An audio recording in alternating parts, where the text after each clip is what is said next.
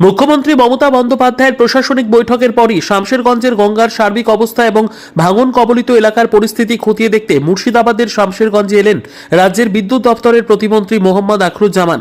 সোমবার দুপুরে শামশেরগঞ্জের বর্তমান পরিস্থিতি পর্যালোচনা করতে বিদ্যুৎ প্রতিমন্ত্রী আখরুজ্জামানের সঙ্গে এলাকা ঘুরে দেখেন মুর্শিদাবাদ জেলা পরিষদের সভাধিপতি রুবিয়া সুলতানা, রাজ্যসভার সাংসদ সামিরুল ইসলাম, শামশেরগঞ্জের বিধায়ক আমিরুল ইসলাম, সুতির বিধায়ক ইমানি বিশ্বাস, শামশেরগঞ্জের বিডিও সুধীর চন্দ্র লোধ সহ অন্যান্য প্রশাসনিক কর্মকর্তারা। এদিন শুরুতেই নিমতিতা বিএসএফ ক্যাম্পে গিয়ে জলের বর্তমান অবস্থা দেখেন।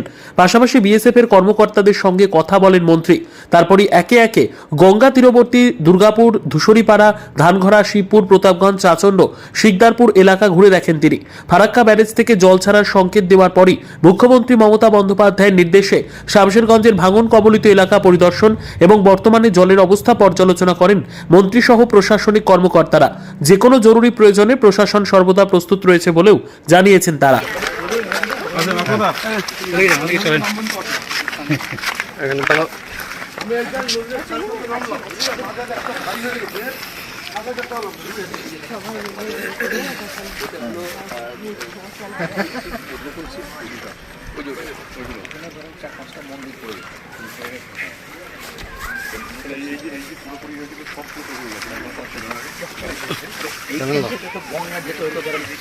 যে পেন শুকিয়ে দেওয়া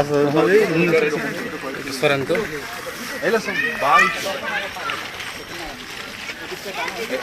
এই এলাকাগুলোতে শুনছি না গঙ্গা, এইগুলোতে কিলোমিটার করে হেঁটে যেতে হতো গঙ্গা।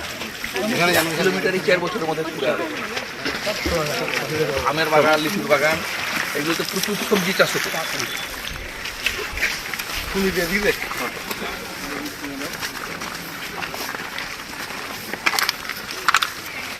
যেমন দেখার তো কিছু নেই, আমরা এই ব্যাপারে অভ্যস্ত।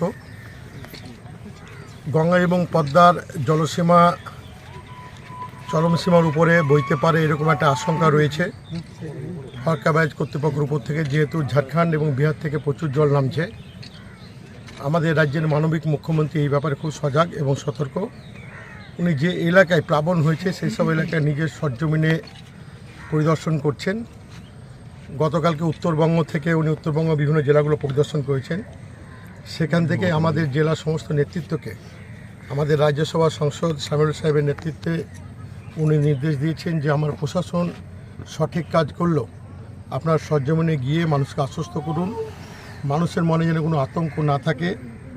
বিপর্যয় যে কোনো সময় আসতে পারে, এইসব প্রাকৃতিক বিপর্যয় কাউকে বলে হয়ে আসে না। সেহেতু প্রাকৃতিক বিপর্যয় ঘটলেও মানুষের পাশে প্রশাসন, সরকার মানবিক মুখ নিয়ে দাঁড়াবে। আমরা সেই বার্তা নিয়ে এলাকায় এসেছি। পদ্মা এবং গঙ্গা তীরবর্তী যে গ্রামগুলো যেগুলো প্লাবনের আশঙ্কা রয়েছে সেই সব মানুষকে আমরা আশ্বস্ত করছি যে প্রশাসন আপনার পাশে আছে। ভাঙন কবলিত এলাকাগুলো আমরা পরিদর্শন করছি। সরকারের পক্ষ থেকে জানেন যে আমাদের রাজ্য সরকারের সীমিত ক্ষমতা। এই ক্ষমতার মধ্যে যে পদ্মা ভাঙনের দায়িত্ব ছিল কেন্দ্রীয় সরকারের। এর আগে কেন্দ্রীয় একটা নীতি ছিল ফারাক্কা ব্যারেজ থেকে ডাউন স্ট্রিমে 800 কিলোমিটার গঙ্গা এবং পদ্মার ভাঙন এবং প্রতিরোধের দায়িত্ব কেন্দ্র সরকারের উপর ছিল এবং এটা জাতীয় বিপর্যয়ের মধ্যে অন্তর্ভুক্ত ছিল।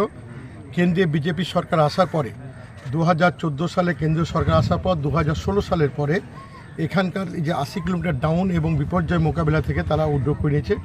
আমাদের এখানে মানুষ খুব বিপন্ন। আমাদের রাজ্য সরকার সীমিত ক্ষমতা। আপনারা দেখছেন শামশেরগঞ্জে বারবার আমাদের রাজ্যের মানবিক মুখ্যমন্ত্রী নিজে ছুটে এসছেন। উনি নিজে শামশেরগঞ্জের মাটিতে দাঁড়িয়ে স্পটে 100 কোটি টাকা ভাঙন রোধের জন্য অনুমোদন করেছিলেন। পরবর্তীকালে এখানকার স্থানীয় বিধায়ক যিনি আমিরুল সাহেবকে উনি বলেছিলেন যে মানুষের পাশে থাকতে হবে। যে সমস্ত মানুষগুলো গৃহহীন হয়ে পড়েছে তাদের নিজ ভূমি, নিজ আবাসের ব্যবস্থা করতে হবে।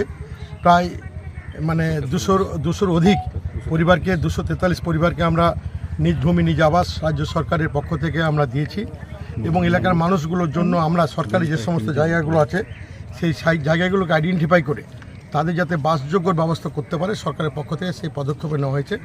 আজকে সামিরুল সাহেব আমাদের রাজ্যসভার সাংসদ, ওর নেতৃত্বে আমরা জেলার যে সমস্ত পদ্মা এবং গঙ্গার পার্শ্ববর্তী আমরা বিধানসভা ব্লকগুলো আমরা পরিদর্শন করছি। গঙ্গার জলস্তর নিয়ে ফারাক্কা ব্যারেজ কর্তৃপক্ষের সঙ্গে কোনো কথা হচ্ছে আপনাদের বা কি আপডেট? আমাদের আধিকারিকদের কথা হয়েছে। গতকাল তারা বলেছিল যে জল সীমা যেহেতু তারা ফারাক্কা ব্যারেজ চাপ নিতে পারছে না, প্রশাসনের পক্ষ থেকে আমরা পদ্মা এবং গঙ্গার যে পার্শ্ববর্তী অঞ্চলগুলোকে পঞ্চায়েত এবং বিডিও এবং লোকাল থানার মাধ্যমে আমরা প্রচারের মাধ্যমে মানুষকে সতর্ক করেছি যে আপনারা প্রস্তুত থাকুন, যে কোনো মুহূর্তে জল বাড়লে যাতে মানুষের ক্ষয়ক্ষতি না হয়।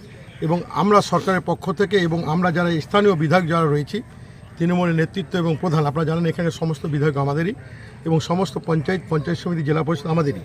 আমরা 30 স্তর পঞ্চায়েত, বিধায়ক সহ প্রশাসন আমরা তৎপর আছি মানুষের যাতে কোনো রকম বিপদ না হয়, মানুষের যাতে কোনো রকম আতঙ্ক না থাকে, সেই জন্য আমরা সরজমিনে তাদের আশ্বস্ত করি।